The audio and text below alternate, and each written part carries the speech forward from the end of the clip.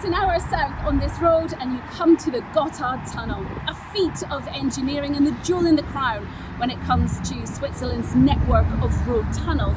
It's also part of our world-renowned infrastructure system, which also includes first-class railway systems and even a post office in almost every village. It's the basis for and constitutes towards our very well-developed economic system. But how do we protect this and future-proof it?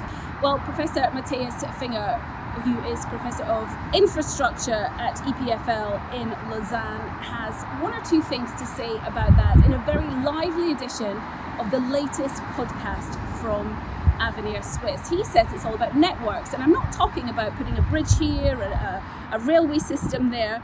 He's talking about network thinking. We have to think about urbanization, digitalization, and decarbonisation when it comes to the future of our infrastructure systems.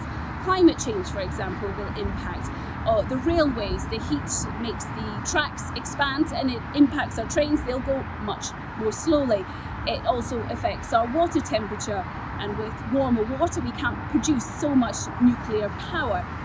When it comes to electricity, when we want to electrify our traffic systems, we need a solid electricity supply. And I quote Professor Finger here when he says we are very, very well networked, but we don't have an agreement when it comes to electricity with the EU, something to think about. And digitalisation will of course affect not only how we build our infrastructure through technology, innovation, AI, it will also dictate what infrastructures we need. So a little bit of something to think about as you head off on your holidays this summer.